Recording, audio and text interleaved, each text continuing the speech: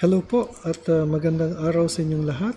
Ngayon po ay February 10, 2023 Friday. At mabuhay po kayo. Welcome po sa the stock market today.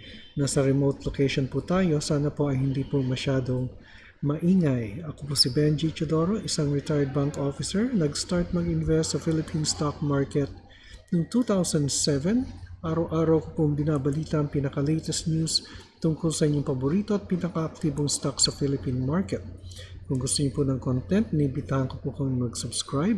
Kung meron po kayong tanong tungkol sa Philippine stock market o tanong tungkol sa trading o sa wealth management, i-comment nyo lang po sa comment box at aking pro-prioritize. Hindi po ako financial advisor. Ang mga sinasabi ko po dito ay hindi po financial advice. Get well soon to my cousin Mari. May awa ang Diyos, gagaling ka. Huwag kayong alis dahil babahagi ko sa inyo ang ating financial headlines at ang resulta ng trading sa ating PSE ngayong araw, February 10, 2023, dito lamang sa the stock market today. Don't go away.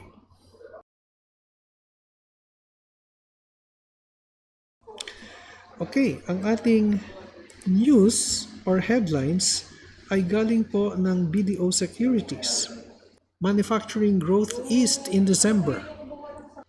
Slower, no? So, bumaba po siya, yung rate of manufacturing. Japanese firms urged to expand Philippine operations. Ito po'y kaugnay sa pagbisita ng ating Pangulong Marcos sa Japan. Bank profits up 37% year-on-year in 2022. Ito po'y galing ng Bangko Sentral, and net income rose 13% year-on-year, 746.5 billion, and non-interest income grew 24%.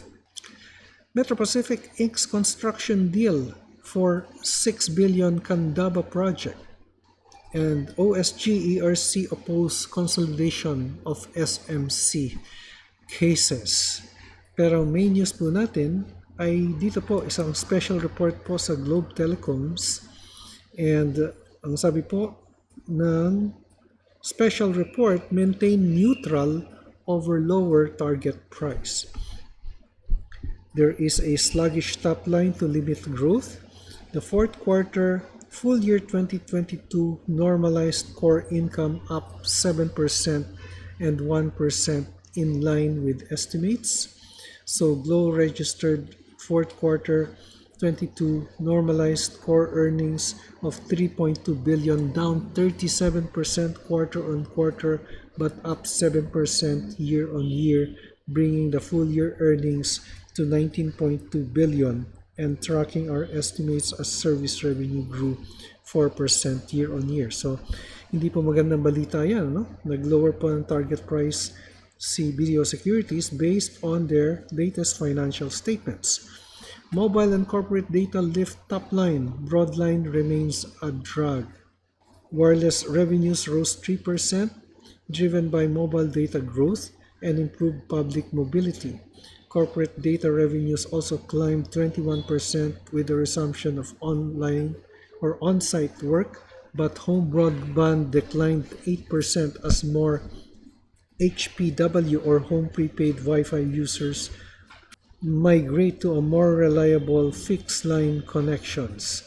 Management thus guided for mid-single-digit top-line growth this year, which we think is achievable considering the full-year effect of eased restriction that should translate to higher mobile top-ups and corporates' continued adoption of information communication technology. CAPEX to trend lower from full year 2022 peak. So Glow posted record CAPEX. CAPEX po is capital expenditures. So gumagastos po sila for an asset which will be used for the business. Yun, mostly on technology, software, hardware, yun po, to increase the capabilities of the broadband, for example, and increase yung network, yung latest faster network and data sending and receiving. Target price trimmed to 2,265 and it is a maintain neutral. So dati na po ay neutral siya, ngayon po ay maintain lang ang neutral. So the rating is still neutral. Target price is 2,225.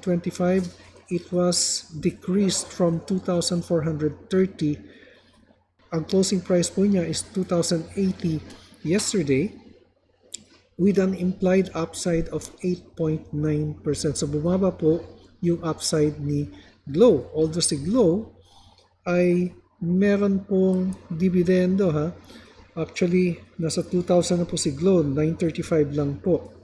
Meron po siyang dividendo, 25 pesos per share, which, computin nga natin, which translates to, so that's 25 divided by 2, 2014.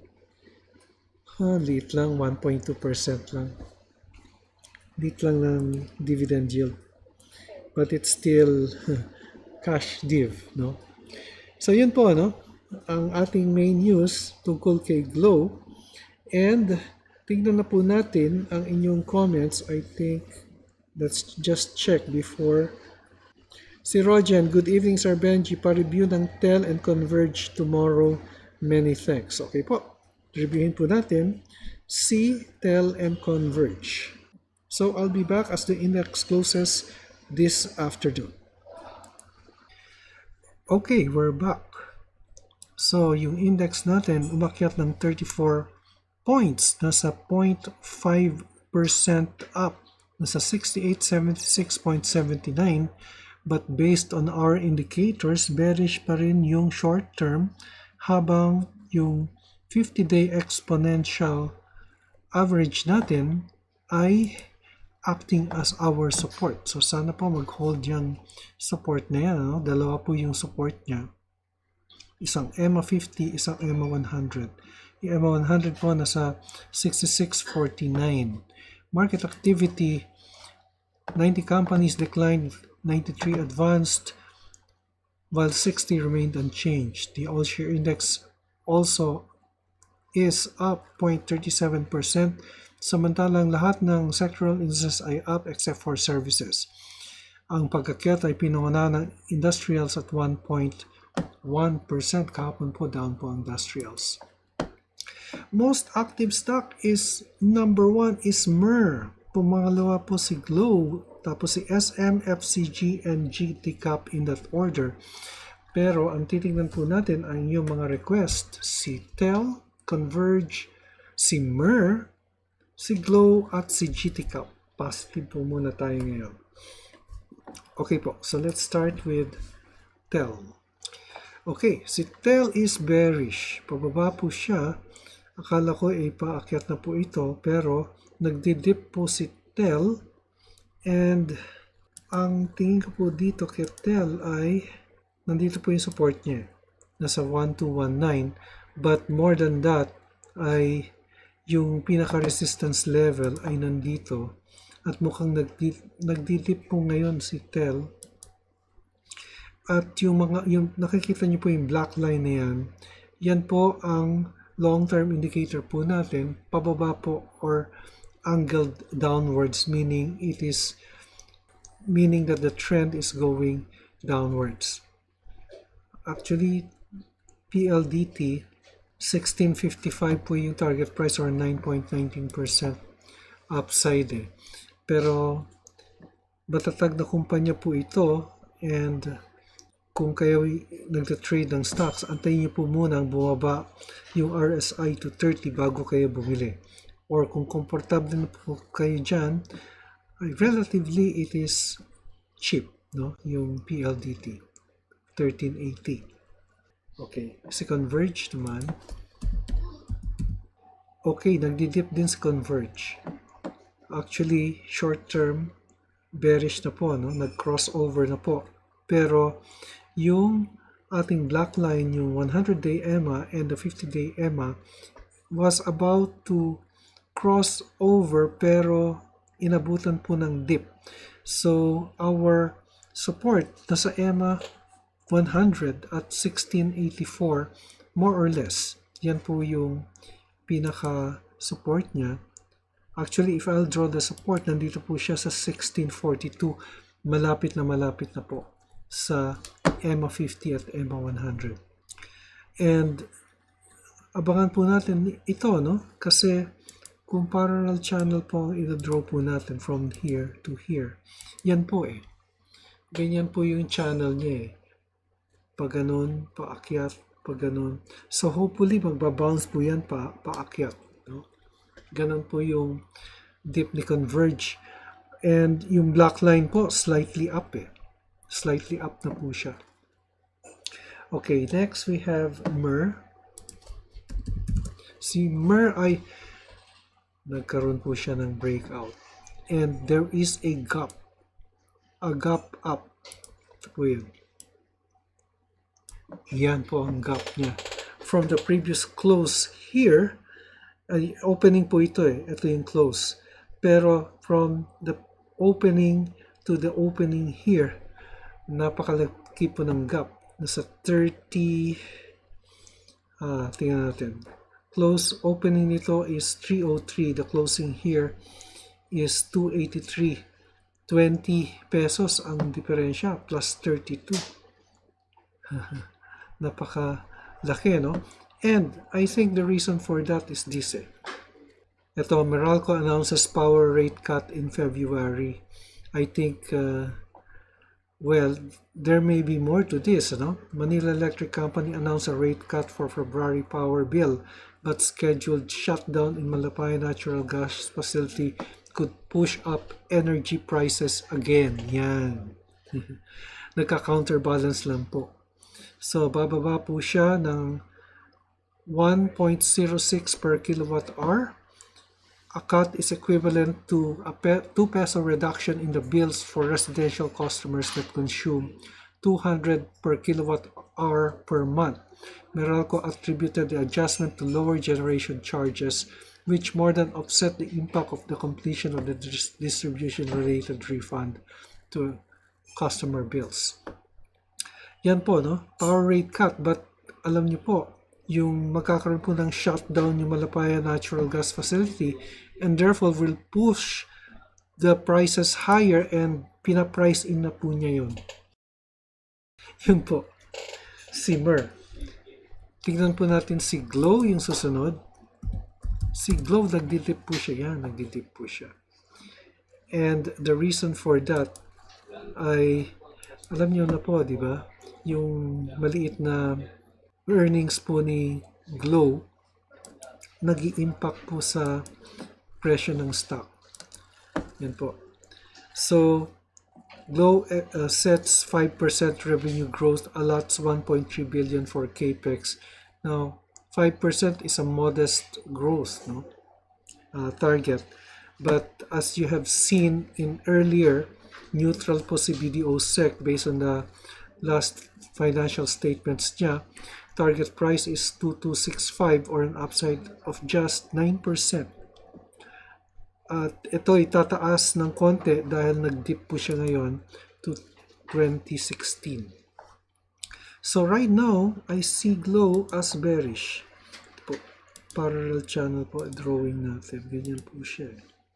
So nagdi-dip po siya.